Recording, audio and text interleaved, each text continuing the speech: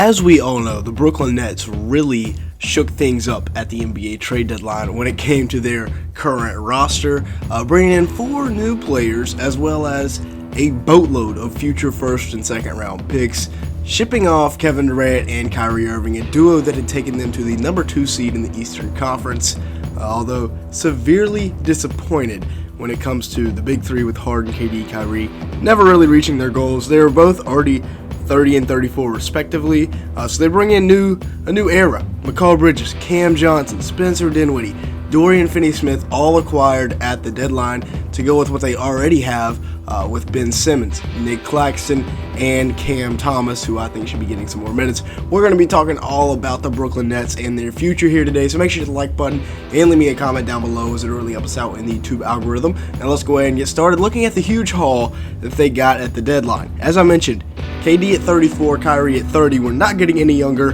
but the Nets for sure got a lot younger at the deadline. This was a team that had very little future draft capital. They bring in 2 26-year-old wings who have yet to enter their prime, so big moves there. And then they also bring in a guy that hasn't turned 30 yet, in Spencer Dinwiddie, Dorian Finney-Smith, both, not exactly young, but they're kind of in the middle of their primes right now. They reset the draft capital that they had.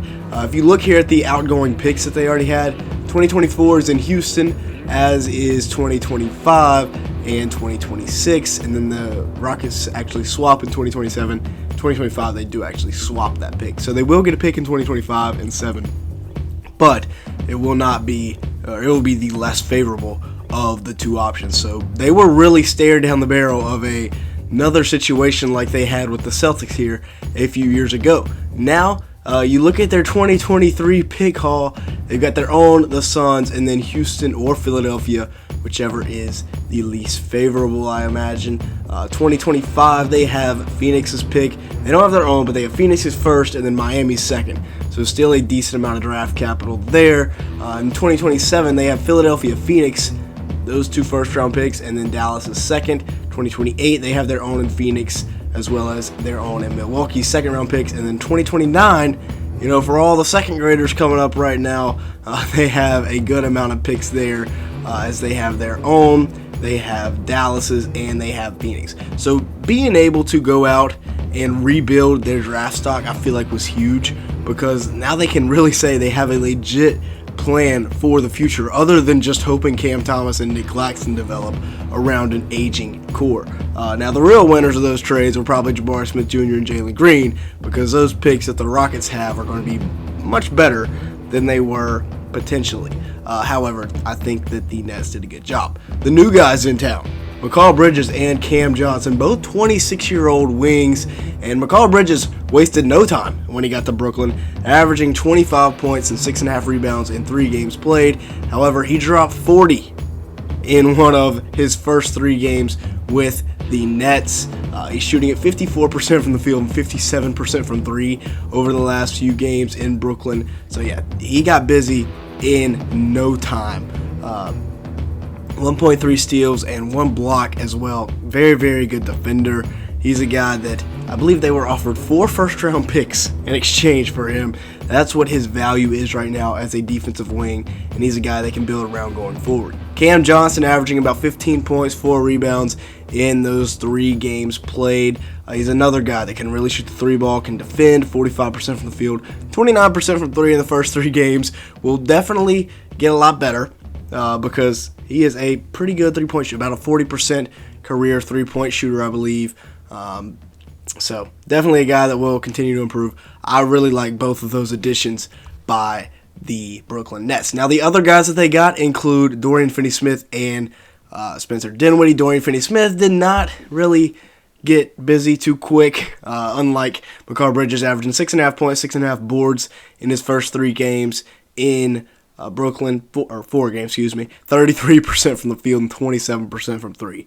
Not great at all. However, Spencer Dinwiddie, check out this sick jersey swap I did.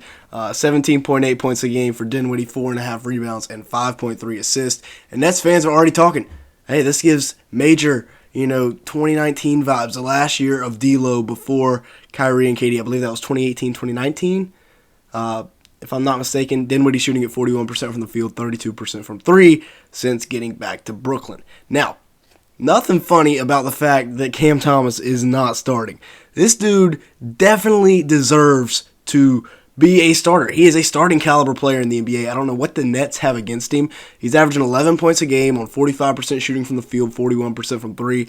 I get the fact that he doesn't really play defense.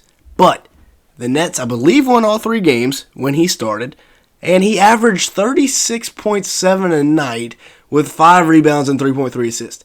It doesn't matter if he doesn't play defense. If he's Michael Jordan on the offensive side of the ball, let him play. 43% from the field, 43% from three, 93% from the line. Not like he was inefficient or anything. The dude just went off, and they just did not. I don't know what Brooklyn has against Cam Johnson, but he should definitely be a starter. Now, the other pieces that were still in Brooklyn at the time, or after the Kyrie KD fallout, Nick Claxton averaging 13 points, 9 rebounds, 2.6 blocks. He very quietly has developed into any and everything that the Brooklyn Nets could have hoped he was. Really looking like a potential franchise center. 72% from the field, 30 minutes per game, 0.7 steals. A guy that can protect the rim and run rim to rim and do it very effectively. Finish lobs. Ben Simmons averaging 7 points, 6.3 rebounds, 6.1 assists per game. So not exactly the season that they were hoping when they traded for him, but he's been all right. 56% from the field, 26 minutes, 1.3 steals. Definitely had some issues with playing games, though, sitting out some games. Now the shooters on this Nets team, they still got a lot of snipers. Yuta Watanabe, Seth Curry. Watanabe averaging 6.5 points, 3 rebounds in 18 minutes per game. He's another guy here that he can fill it up. Even though he only plays 18 minutes, he is extremely efficient. 52% from the field, 48% from three. A guy that signed, I believe, on the veteran minimum this offseason and just came in and lit it up as a Brooklyn Net. Seth Curry averaging 10.4 points, 2 rebounds, 2 assists. Continues to be so underrated, even though he is a Curry brother. Just not getting the respect he deserves. 23 minutes per game, shooting at 46% from the field, 43% from three. And the Nets also have a guy in Joe Harris that seems to be heating up here lately, even though he is on a terrible contract. Now, the outlook for the Nets is looking like they're going to make the playoffs this year. 34-24. Right now, the 6th seed is 33-27. So they're only a game or so out of the play-in. Miami right there at 32-27 as the 7th seed, and they've made some changes here. And then you got Atlanta. Washington has quietly played their way in. Toronto has played their way back into the 10 seed. Indiana kind of falling off. Chicago falling off. The Magic are right there. So I think the Nets are going to make the playoffs. I mean, we only got about 60 games left. Unless they just completely are terrible, they should be fine. Now, they're going to have a good end of the season to get, out of the play-in, where you got to go to Chicago first game back and then to Atlanta, 2 very winnable games, then play Milwaukee, probably going to take an L there, go to New York, to Boston, play Charlotte, that's a free dub, go to Houston, go to Milwaukee, go to Minnesota and Denver. So a bit of a rough schedule, although there are some easy games in there, like my Hornets, like the Rockets, the Bulls. Not too tough of a team. So definitely, even though they don't have Kyrie and KD anymore, I really like this Nets team going forward. I think their future is much better right now going forward in the hands of guys like McCall Bridges, Cam Johnson. Spencer Dinwiddie's more so a win now type player. Same thing with Dorian Finney-Smith on somewhat short contracts. Not sure if they will get re-signed. But Ben Simmons, we'll see what happens with him. But Nick Claxton, Cam Thomas, and then McCall Bridges, Cam Johnson. That is the young core here for the future in Brooklyn. So if you did like this video at any point, make sure to like button. Make sure to leave me a comment down below as well. But yeah, with all that being said, that is going to be it for today's video. Thank you so much for watching.